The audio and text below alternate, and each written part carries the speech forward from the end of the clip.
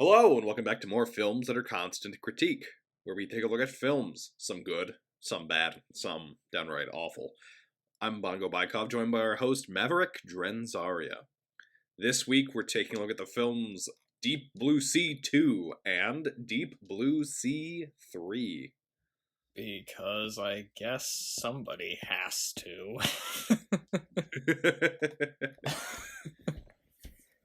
Okay, so Deep Blue Sea 2 was released on April 17th, 2018,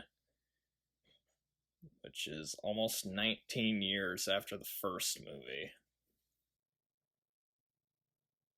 Which is a really weird amount of time to wait before doing a sequel to this. And I was wondering what the longest sequel gap was. The longest gap that we've had on the podcast is Blade Runner 2049, which was 35 years. The longest one I could find was Bambi 2. How long was that? Almost 64 years after the first one. Oh, wow! That's a lot. So Deep Blue Sea 2 was also a direct-to-DVD movie. Because of course. The cast. I don't know any of these people. Yeah. And I think on top of that, I remember one character's name. And that's just because they, like, every other line, somebody's saying his name. I know there's Dr. Misty Calhoun, and there's, what was the name of the, like, Carl or something? Yeah, Durant. Yeah, that's the only name I remember from the movie. I almost said Carl Denham, but that's King Kong. One thing that's kind of funny, though, the actress plays Misty in this. She seems to be in a lot of 2 movies. Really? Like what? Boogeyman 2, Jarhead 2, and Deep Blue Sea 2. So... She was apparently in an episode of The X-Files. Was it a good episode? I don't know. It was the series 200th episode. I don't think I've made it that far. Okay, never mind. You got Rob Mays, who played John in John Dies at the End. Oh, nice. Which is not a good movie. He's also apparently in Thor Ragnarok. Yeah. He's also in several TV Christmas movies. Because that's where we all want our career to end up. Michael Beach, which I think he's the one that plays Carl Durant. Yep.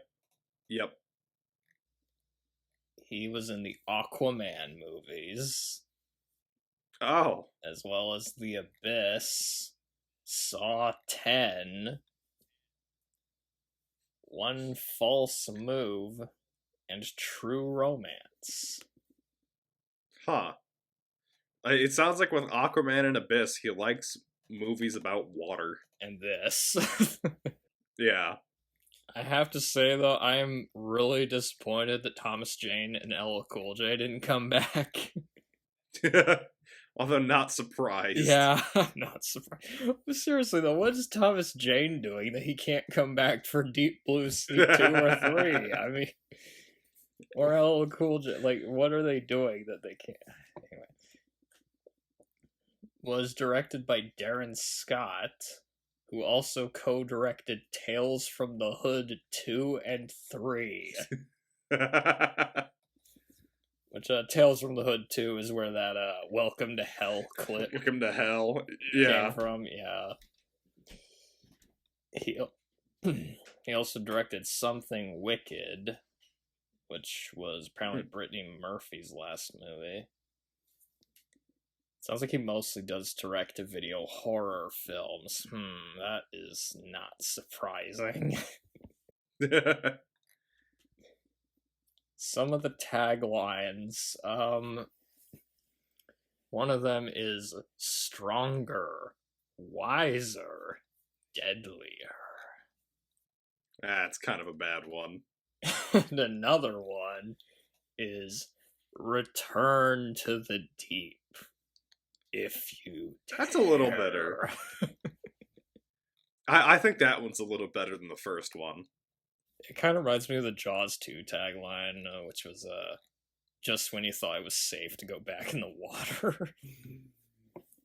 Return to the deep if you dare. All right. Initial thoughts. I watched a movie. Was it a good one? No, but I watched a movie.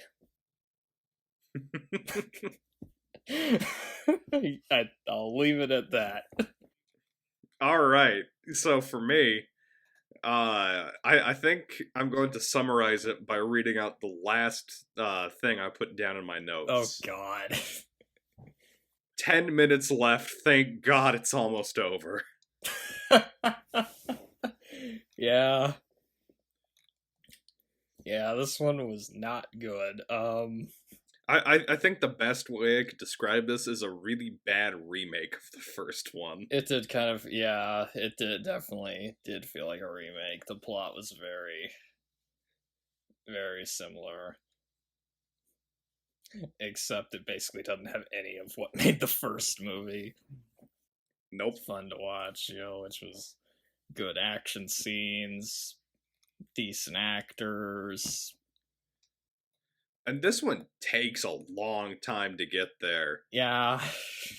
Because it's only like an hour and a half long, and it takes almost 40 minutes for the action to actually start. There were like maybe a few moments, but overall this one was just kind of you don't really need to seek this one out. I did find a review on Letterboxd that made me laugh. Okay. It said, "This felt like some cursed Elon Musk Disney Channel original movie mashup?" ? Yeah, that's pretty accurate.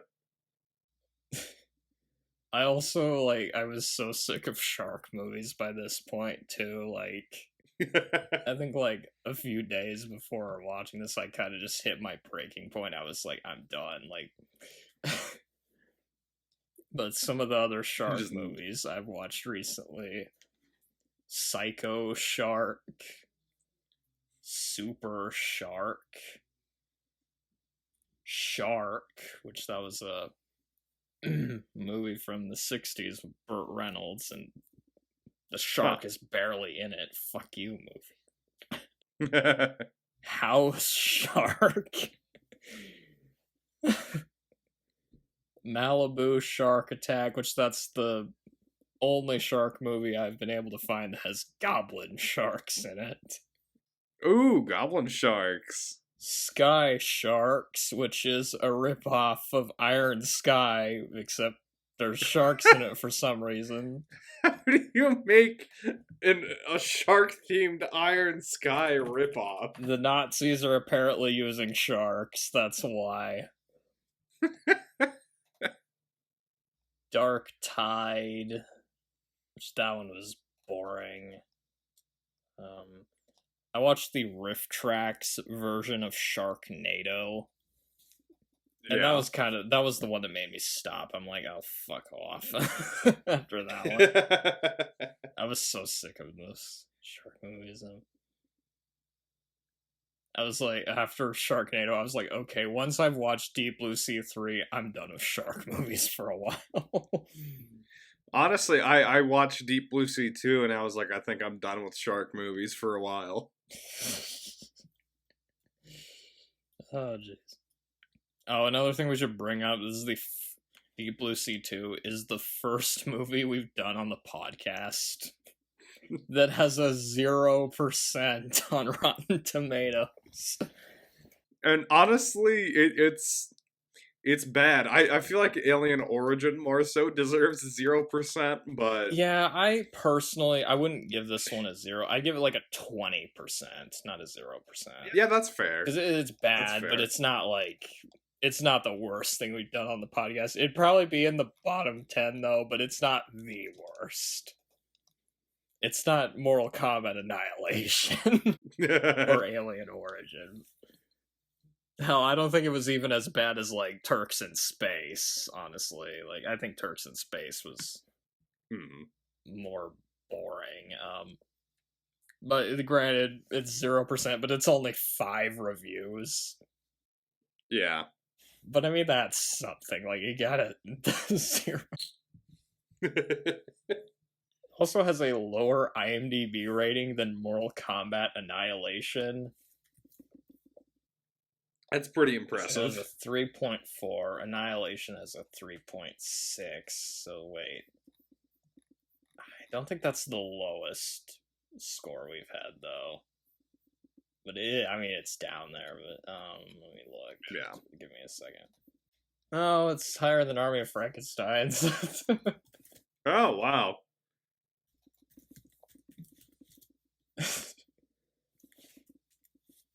It got a higher IMDb rating than Army of Frankenstein's.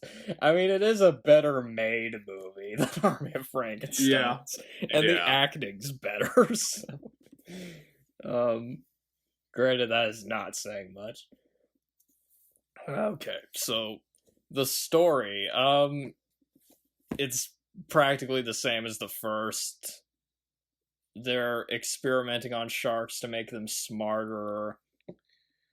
And I don't know if this is just you, but was the reasoning behind that just completely nonsensical to you? The reasoning might have been even dumber than what they had in the first one, because basically what they're trying to do, they're trying to make sharks smarter. Also, they're using bull sharks. Yeah, they're using bull sharks, not great whites. Which they used mako sharks in the first one.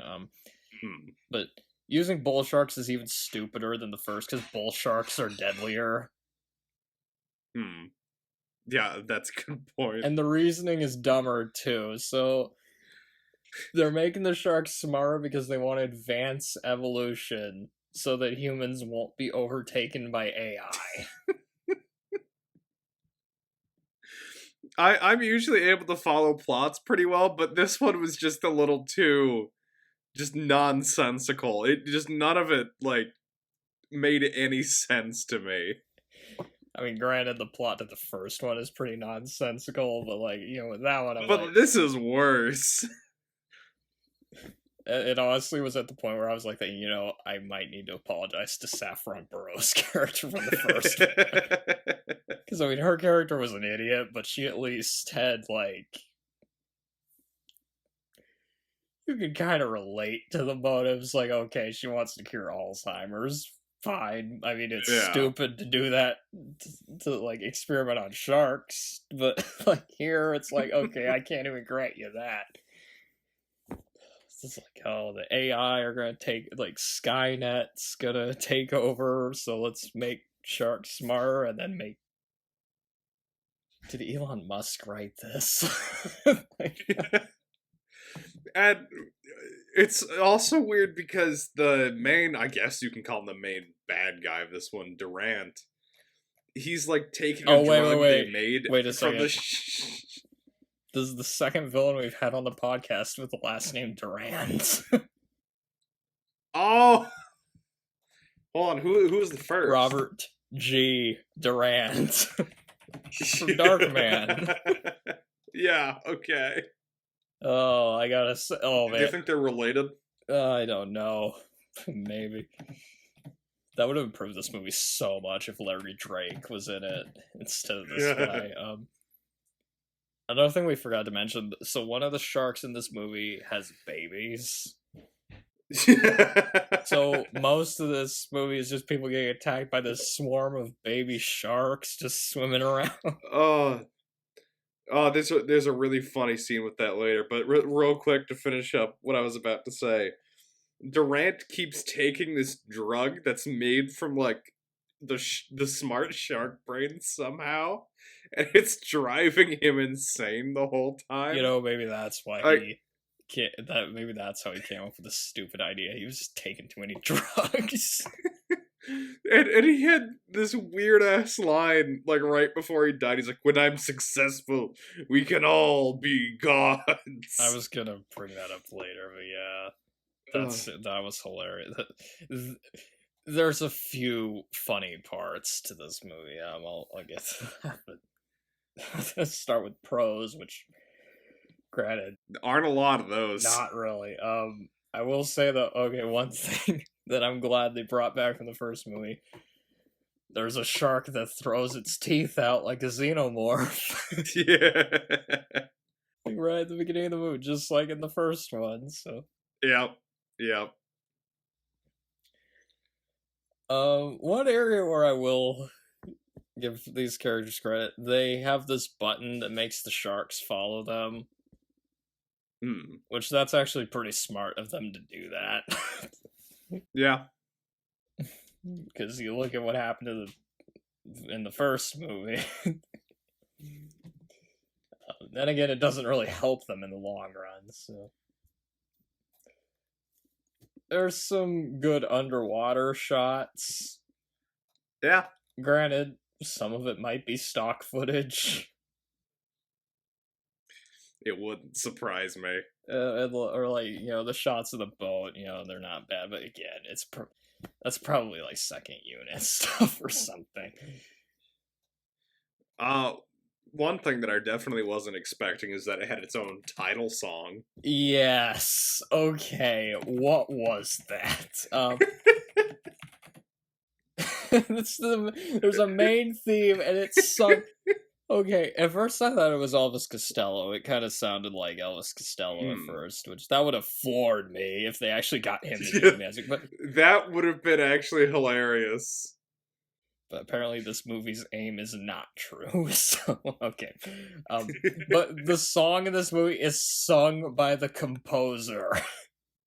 Yeah. Which is hilarious.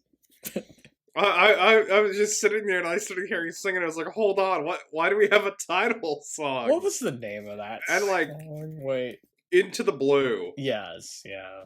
And at the very least, it's not terrible. I'll give it that. It's okay. Not terrible. Yeah, it's fine. I mean,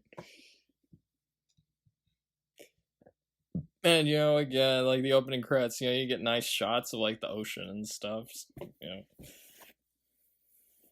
And you know, I'll say, like, not all of the characters were bad. You know, you had the main character, Dr. Misty Calhoun. She was basically supposed to be a voice of reason, which, in a movie that's insane like this, you know, you want a character to go, this is fucking stupid. You guys don't know what you're doing.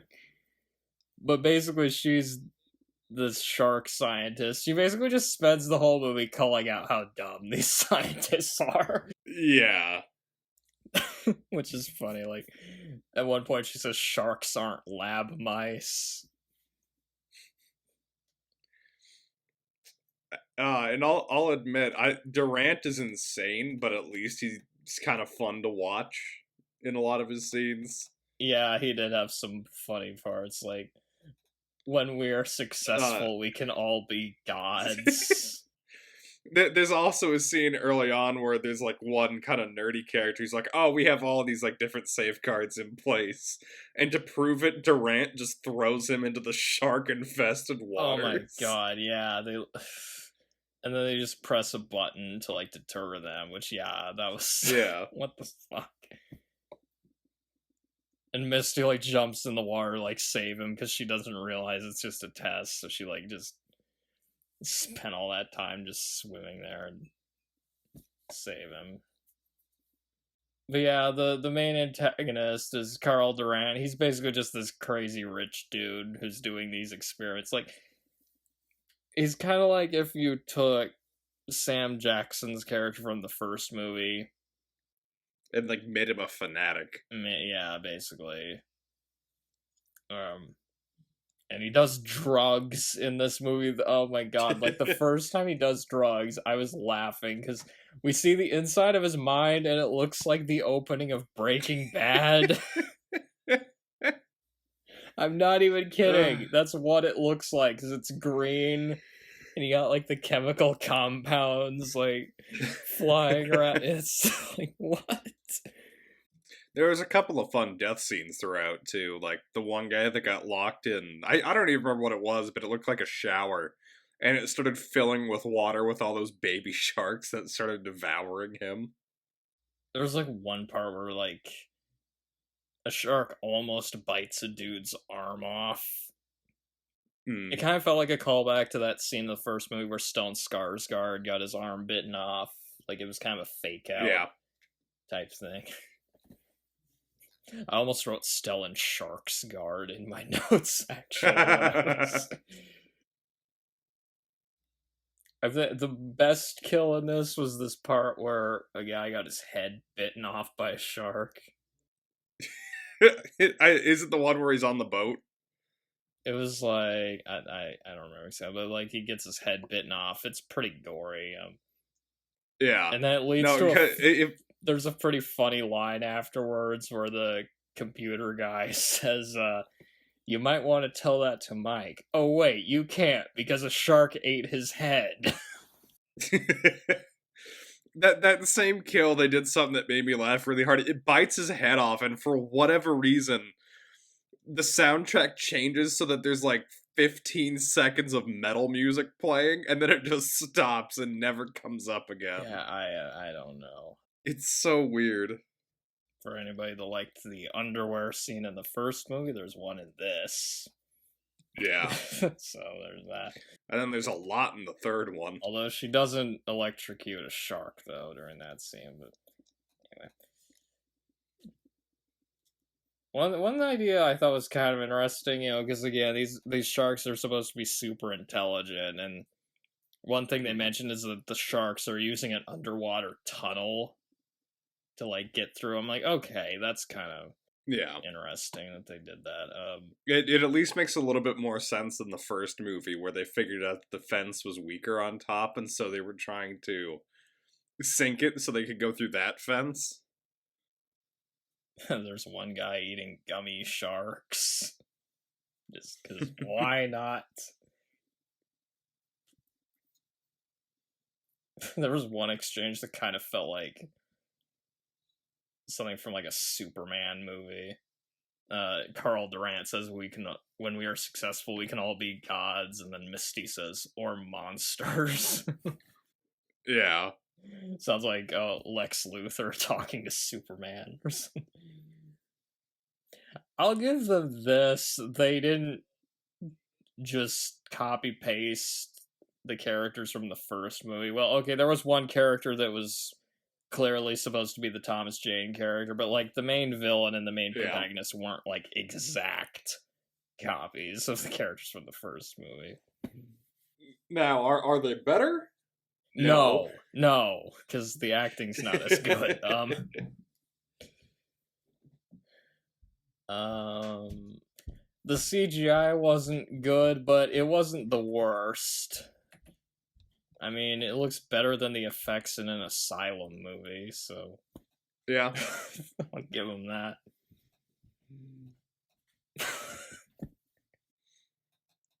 Some of the explosion effects that were just really terrible.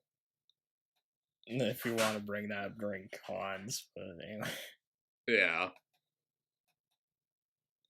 I don't know. I'm kind of out of pros, really. There are a few other lines I wrote down of, these sharks can suck my ass.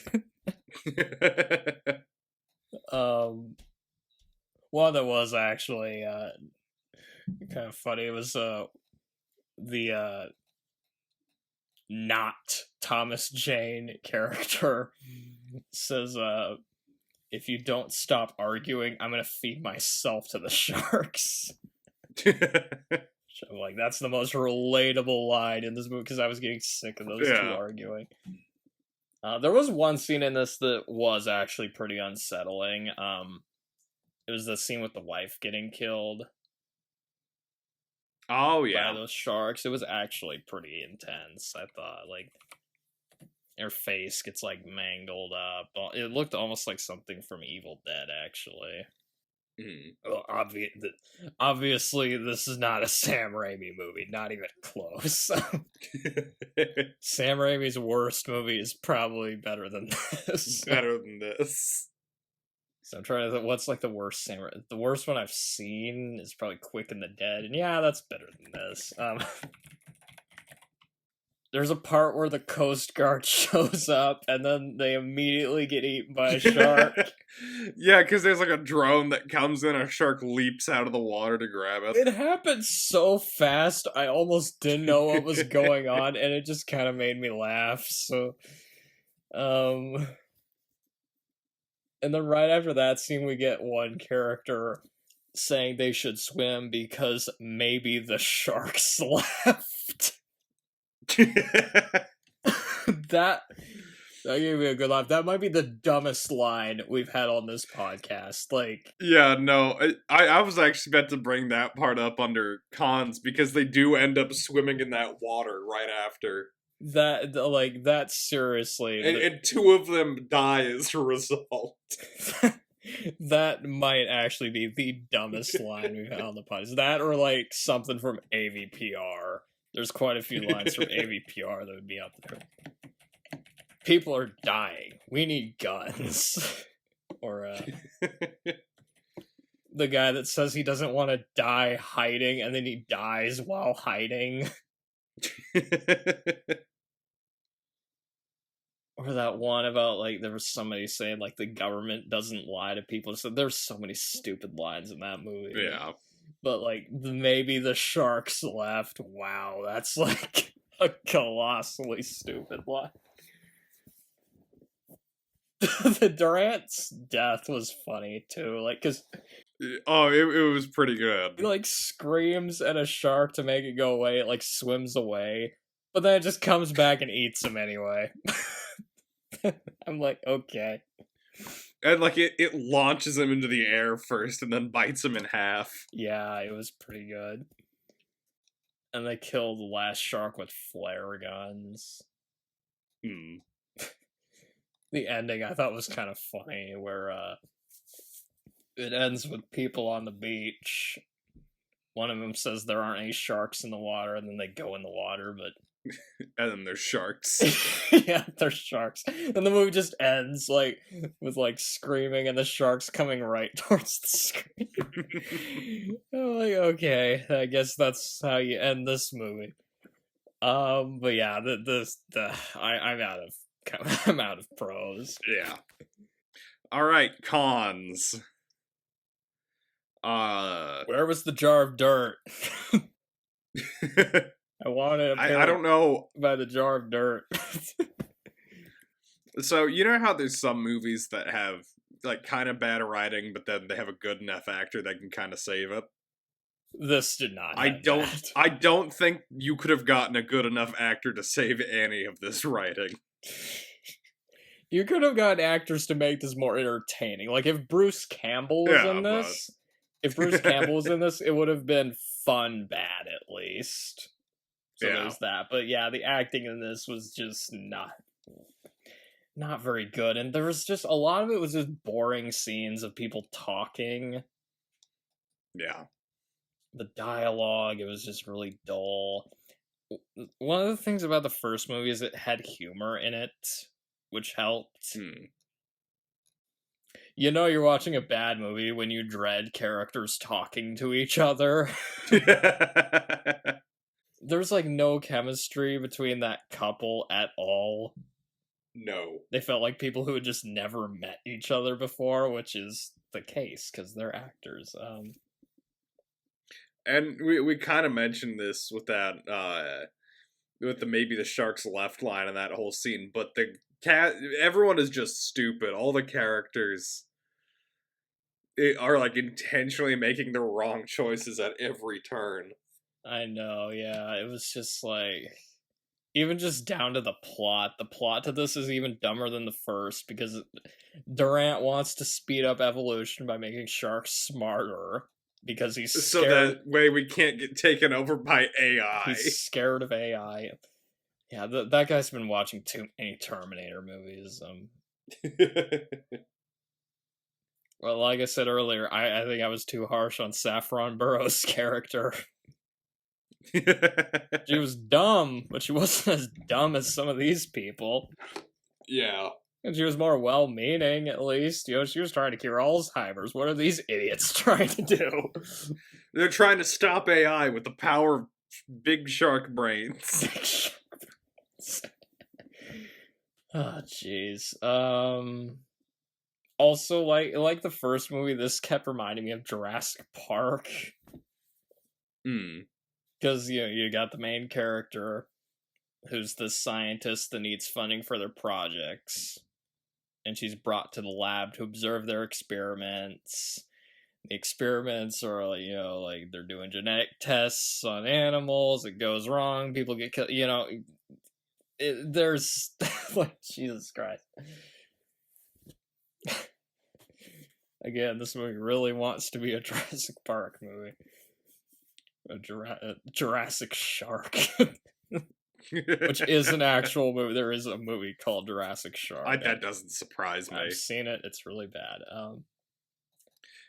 Then I mentioned this a little bit, but the effects, a lot of the effects are just atrocious.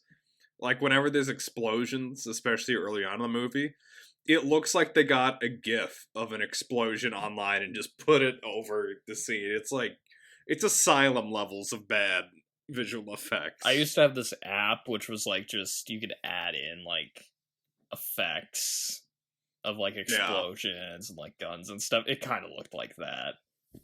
Like, that's stuff that like literally we probably could have done. That's how bad it was.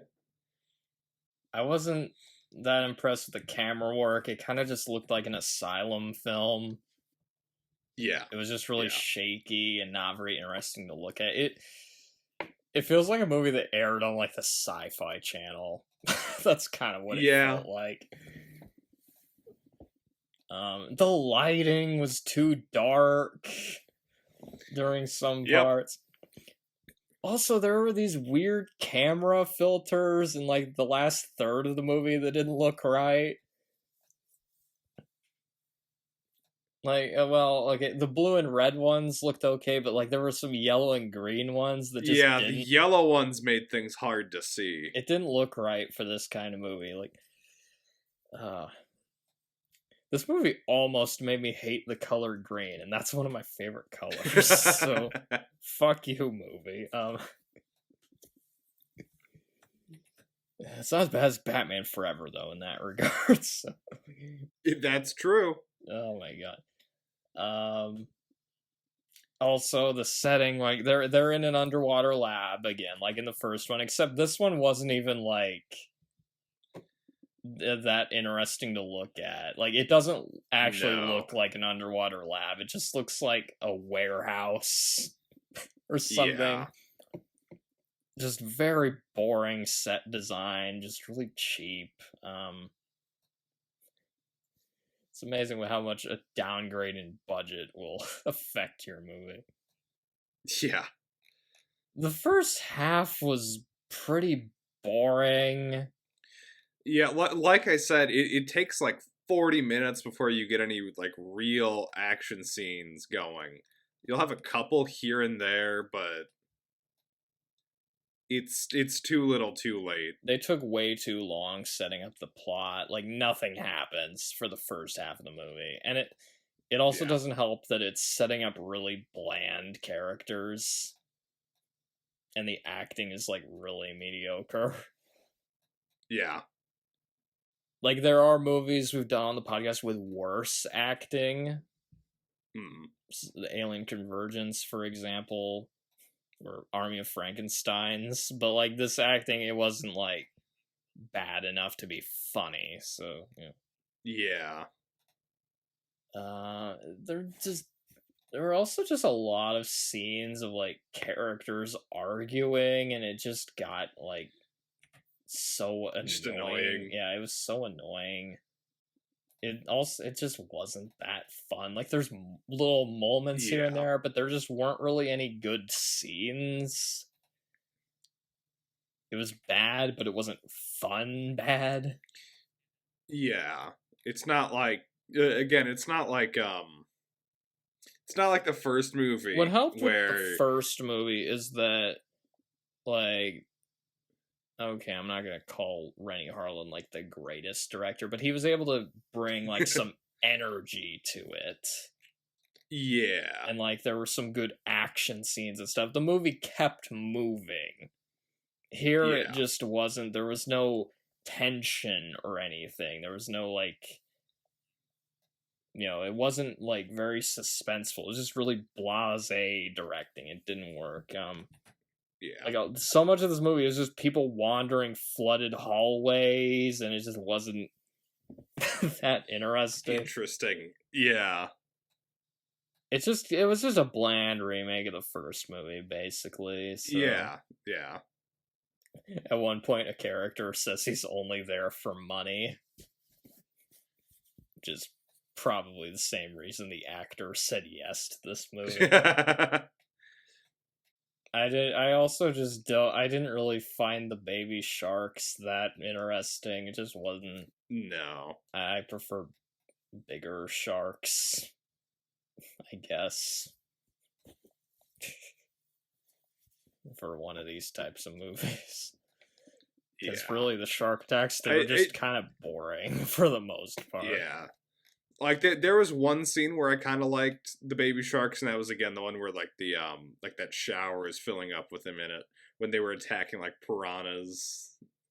Yeah, but they're really just sort of boring, other than that. If you're gonna do that, just make it a fucking piranha movie or something. Like, just make Deep Blue Sea 2, and then have it be about piranhas instead. Now, that would be an interesting movie. But I was like an hour into this movie, and I said, oh my god, is this almost over?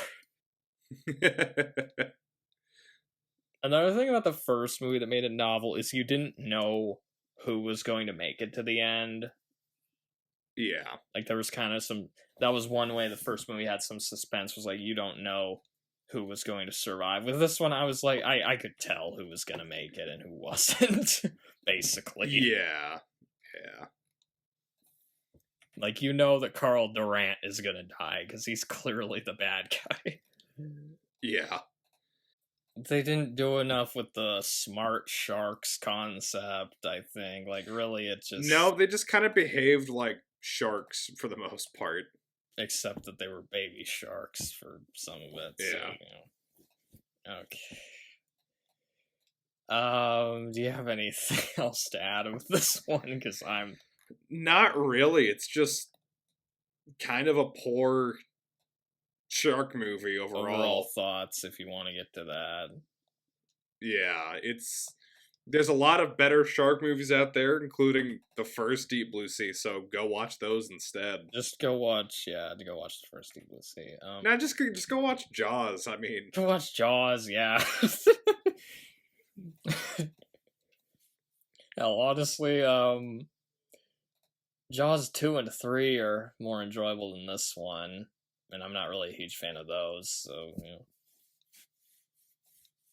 The last, 20 minutes of Jaws the Revenge are funny bad, so there's that. Where the shark somehow...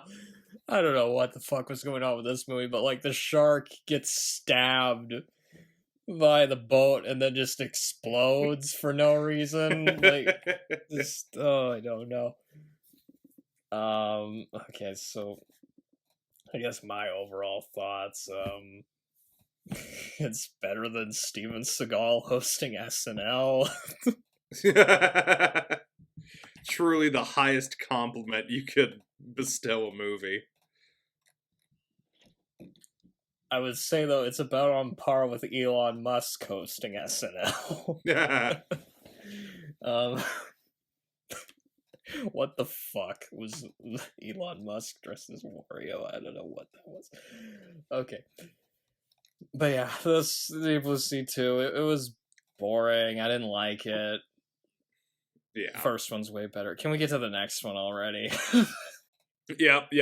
Well, let's move on to Deep Blue Sea 2. Deep Blue Sea 3. Sorry. 3, yes. No, we're doing a second podcast Oh, great. on Okay, Deep Blue Sea 2. let me go back up to my notes. Deep Blue Sea 2 was released on April 17th, 2018, almost 19 years. Okay, no. Let's go back through the same notes. We'll see if that's... How different will the podcast be? Okay, no. Deep Blue Sea 3 was released on July 28th, 2020. Oh, wow, we finally... Is that our first 2020 movie? We finally found a movie from that cursed year. Oh, no. Also, that release date is exactly 21 years after the first movie was released. Oh, wow. So, yeah. Like the second one, it was not a theatrical film. I think it was released directly to streaming. Because of, well... yeah, that doesn't surprise me. Because of the pandemic. And then it got, like, a DVD and Blu-ray release a month later. So the cast, we have, Tanya Raymond, who was in Lost. Huh. Did you recognize her, or... I don't think so. I'm gonna have to check was to she see a what main character she character? I don't know was. if she was a main character or not. I never watched Lost. Let's see. Oh! Wow, okay, yeah, now that I'm looking at her, yeah, no, she was a main character.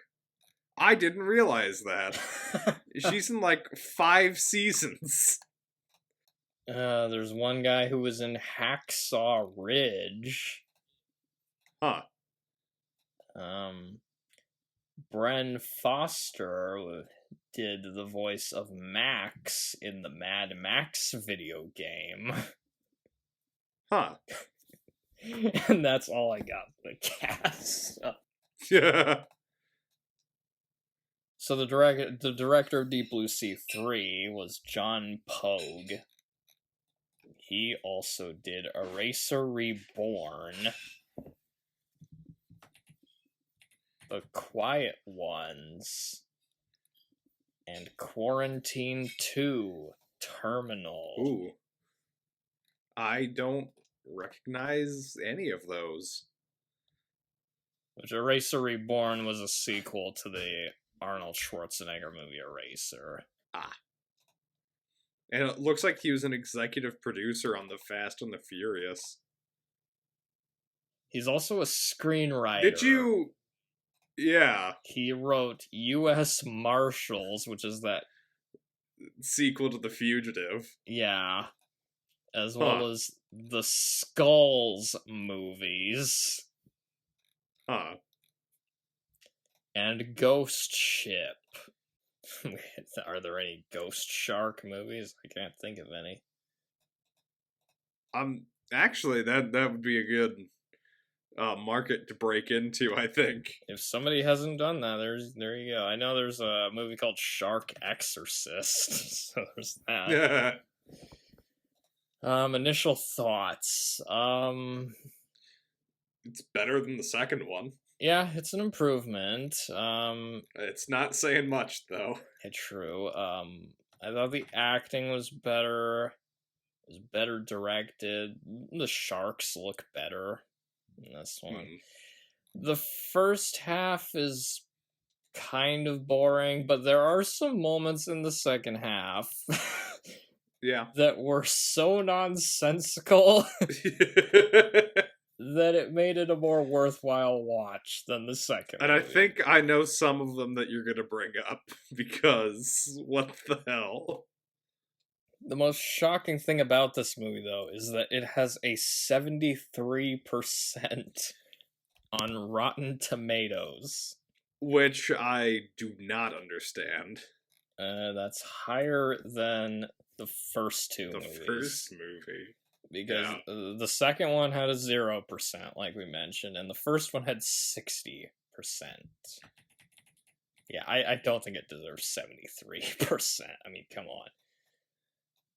I would say it's more like 43% or 53%, not 73. Yeah. Okay, do you have anything else to add to your initial thoughts? I went in, honestly expecting about the same as we got from Deep Blue Sea 2. So I guess in that way I was pleasantly surprised when it wasn't Deep Blue Sea 2 again. Yeah. It's also not Deep Blue Sea again, because they did, I'll give them this, they changed they up did try and change it.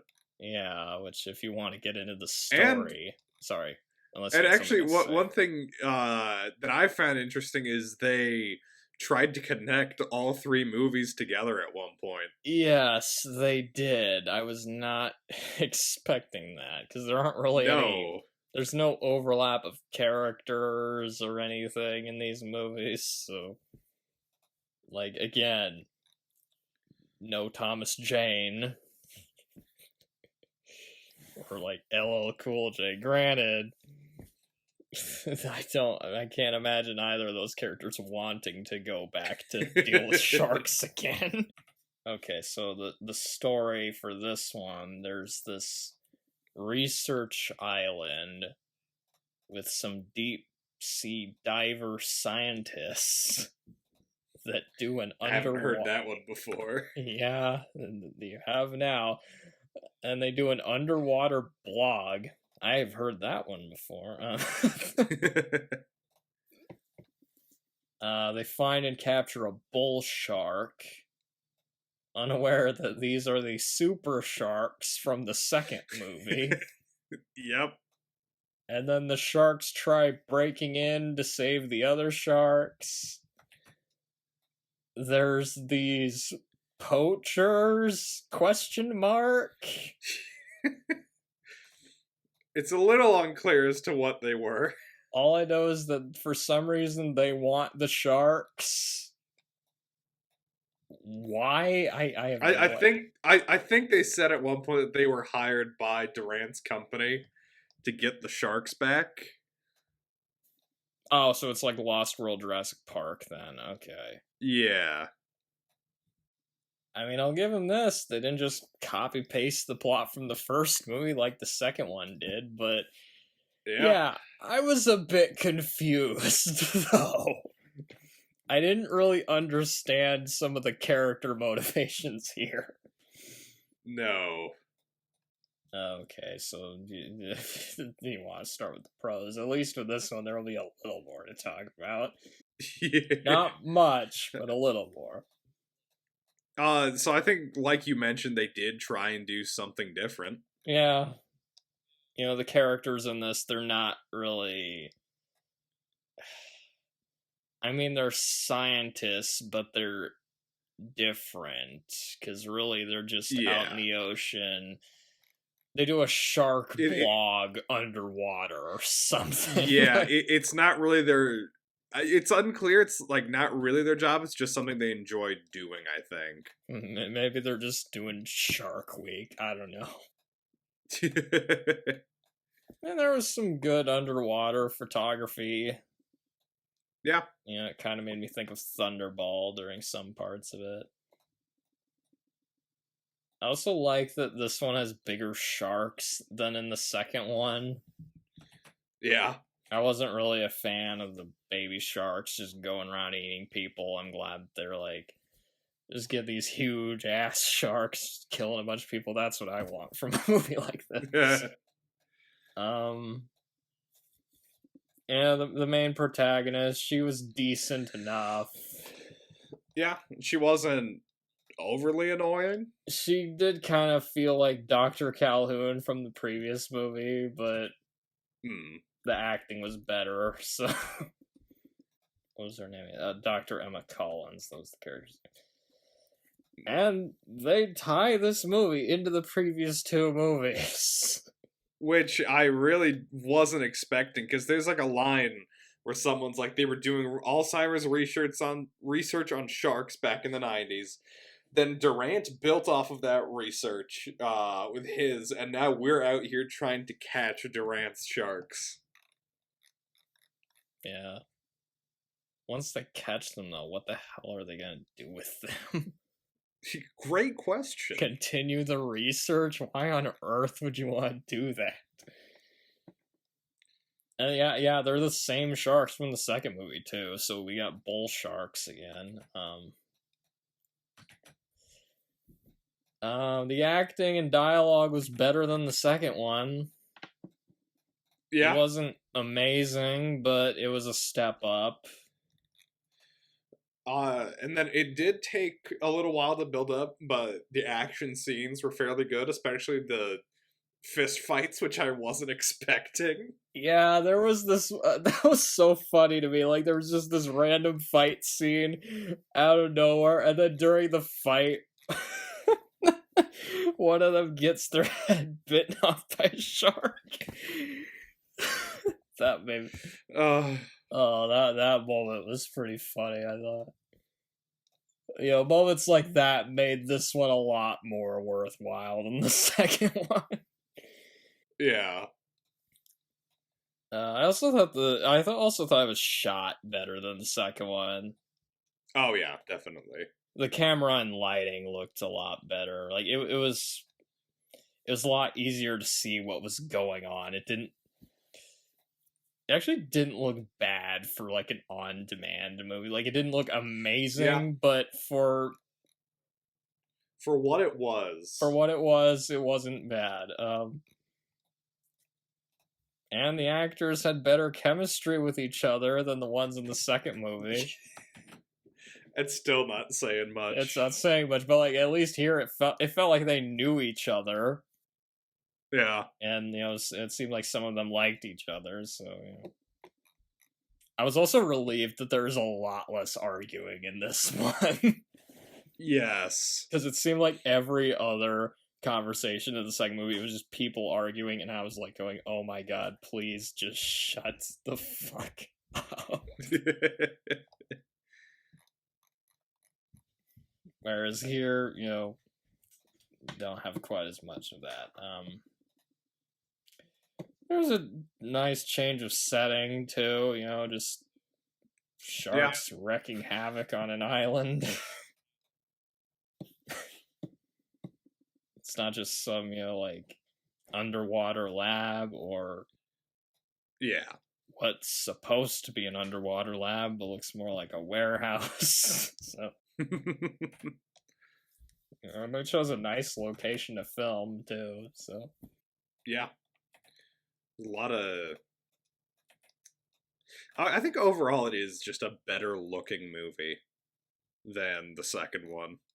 Although I wouldn't be surprised if the people that made this just used it as an excuse to go on vacation. The kills were better. Also, the gore was better in this one. There's like one guy that gets killed off screen and you see the body with the intestines hanging out. Yeah. I was a little confused when the bad guys showed up, because, okay. Yeah. There are these... what were they supposed to be? Were they supposed to be poachers? They were like shark hunters that just kind of show up and start picking fights with the main characters. One of them looks like Superman, and I think he was Australian. And another thing about this movie is the bad guys in this are just straight up bad guys. Yeah. Like, the first movie didn't really have, like... Aside from the sharks, it didn't really have a clear villain. The second one, Durant was the villain, but you could chalk that up to him being more delusional than outright evil. Yeah. Here, they're just evil. They just show up and they just blow shit up. One of them has, like, it looks like a water gun, but he's, like, blowing up buildings. Like, what? Yeah, I was looking at that prop. I was like, is that just a water gun? And he's like shooting out grenades, blowing up bridges and buildings, and I'm like, what? Why is he doing this? What is the point of anything that is happening? Yeah, I didn't know what was going on. Also, for a second, I thought their boat was called Thanos. Oh yeah, what is it, Thassos? It's Thassos, yeah, but on Yeah. first glance, I thought it said Thanos, and I'm like, oh, no, wait a second, it's Thassos. They also have the magic shark lure from the second movie. I guess just further continuity that nobody really asked for. Yeah, I didn't really use it for anything, though. And for anybody that wanted to see the female lead in her underwear, like in the first two movies, well... You're gonna see it a lot in this movie. Yeah, you got that in this one as well. There was one part I just... where this one dumbass was like on the boat with the bad guy, and the bad guy was threatening him, and the dumbass says he'd rather live with the sharks than the bad guy. Oh, that part kind of killed me because immediately a shark jumps up and eats him. He just jumps off the boat and then, yeah, he gets immediately eaten by the shark. That was... I got a pretty good laugh out of that part. Fights. I'll give him this. There's a lot of action in the second half of this movie. There is. You know, just a lot of just sharks. You know, if you want sharks just going around attacking people, you know, you get that in this. Yeah. And the CGI sharks in this look better than the ones in the second movie. Yeah. Overall, like I mentioned, I think it is a step up from the second movie, which I'm not sure how that happened. I think they just... I don't know. You would think this one would be worse, but I guess they just had more money to spare. I guess. Maybe they were just like filming this during COVID and thought, you know what, fuck it, we'll try to have some fun with this one. Yeah. One part that confused me, the bad guy blows up his own boat just so the protagonist can't use it. I was like, oh, this guy's so evil that apparently it made him into a complete dumbass. But then he shows up later, because later he like shows up with like a knife and tries to stab the lead. What? How did he survive that boat explosion? Like, we will never know. there was one pretty badass death scene where Shaw like stabs two sharks at the same time, which triggers an explosion that blows himself up and the sharks. Yeah. I mean, that scene alone guarantees that it's better than the second movie. It's like, I was like, okay, that's pretty good right there. It's a pretty gory explosion too. Like, he's in chunks. Yeah. They definitely like put more effort into like the effects in this one. And the main character, she's like kicking the shark and like she punches the shark in the face. Again, like, this movie does take a little bit to get going, but like once it does, it's pretty fun. You get stuff like that, so I was like, going, okay, this wasn't a complete waste of time then, at least. And that shark gets like shredded to death too, like it's so gory. Yeah. And they just escape on a boat. And the movie ends with a song in Hawaiian, I think? I know. It was like kind of like a weird happy song. I wrote down, this ending music's a little inappropriate for what we saw. Kind of reminds me of how the Meg ends with like a Thai version of the song Mickey for some reason. Yeah, that was interesting.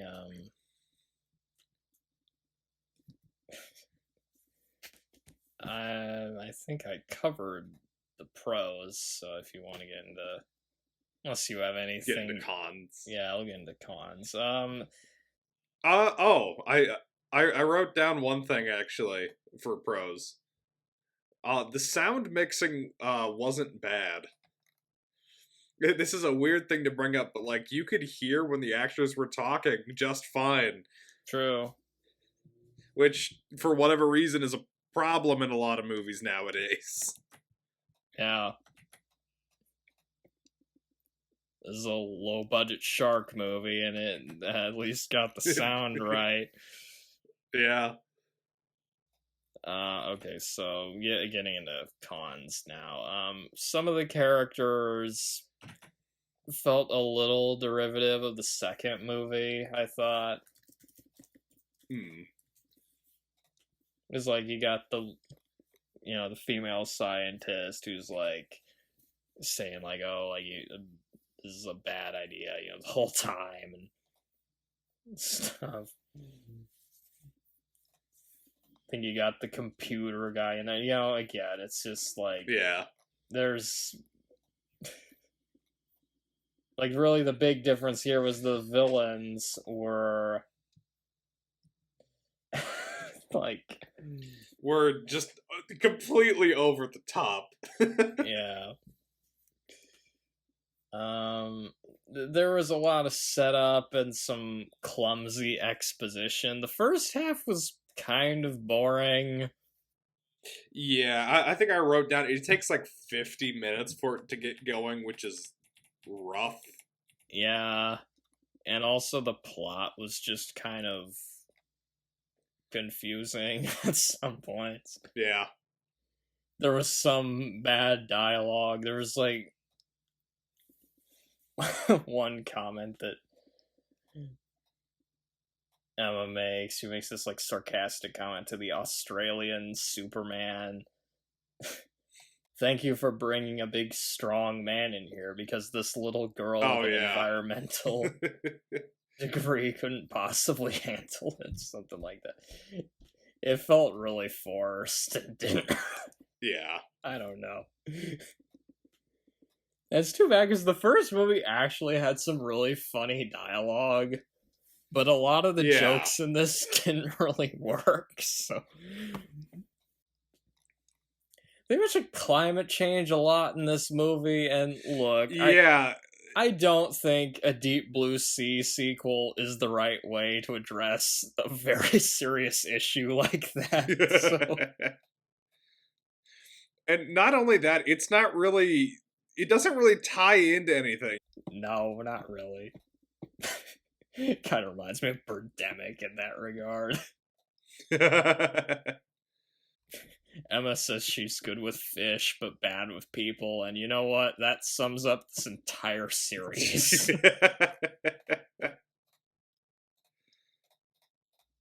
It was just kind of boring and mediocre. It took itself too seriously for most of it. Like, I kind of just wish the plot had just gone completely bonkers.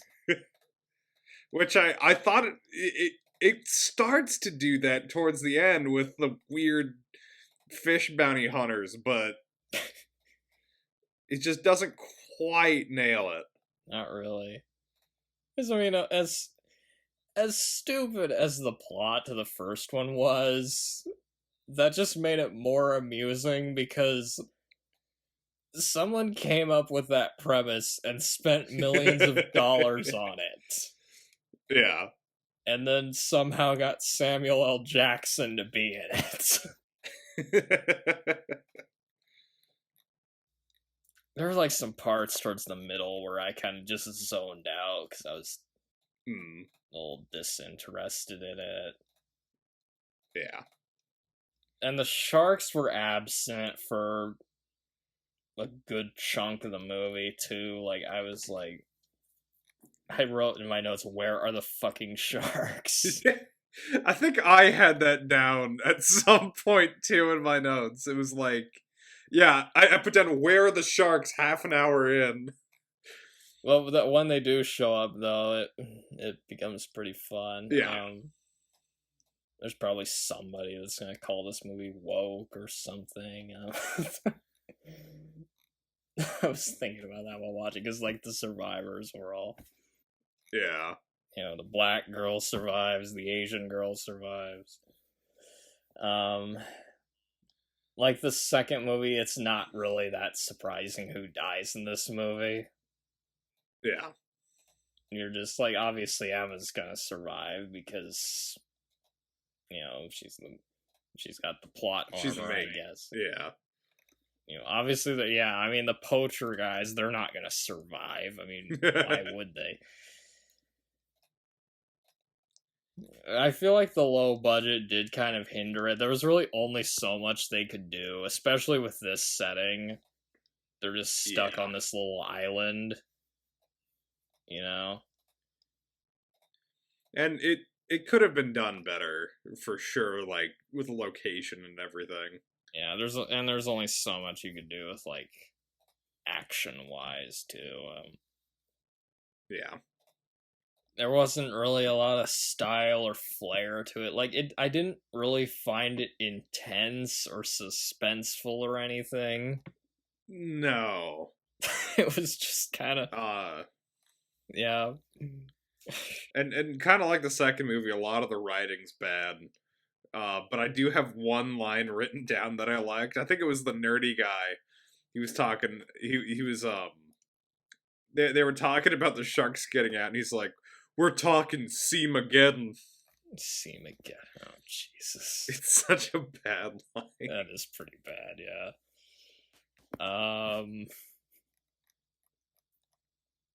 That's about all I wrote for notes on that one. Unless there's, I don't know. Did you have anything left to say?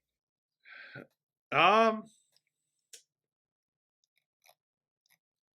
don't really think so.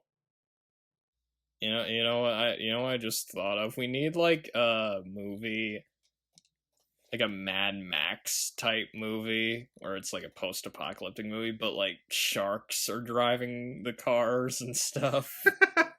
See, I thought you were about to say we need a Mad Max movie on the water. And I was about to have the perfect recommendation for you. Waterworld, yeah. Do you just want to do Waterworld for the next podcast or something? I mean, we will get to it eventually, I guess. I feel like we've been talking about doing that one for a while. Like it comes up occasionally. As far back as the Mad Max podcast, I think we've mentioned it quite a lot. Do you have anything for overall thoughts?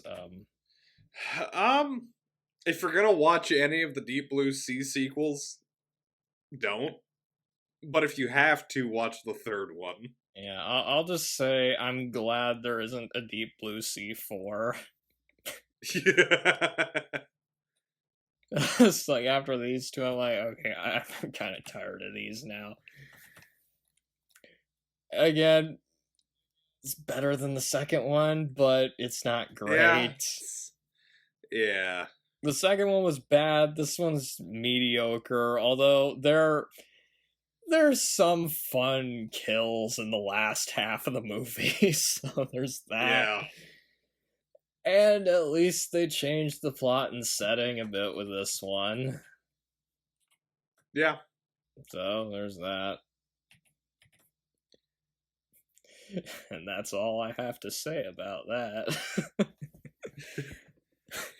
And so, with that, prepare yourselves for next week's episode. Oh god, yeah, that's right. We're doing that next.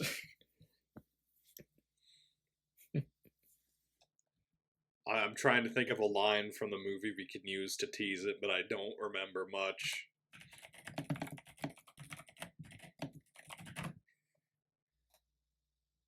You could just, I don't know, something Skeletron's like, Mayar, or, by the power of Gray Skull. I'll give you a hint of what... I can't... That's a hint of what it is, so there's that. Anyway. Well, what was that one line that... yeah. Tell me about the loneliness of good. No. We can't spoil that line yet. We can't talk about that line never until mind. we do the movie. Okay. All right, well, that's the end of that. Till the next podcast. Andy Griffith. Good night, you stupid idiot. Good night, you miserable slob.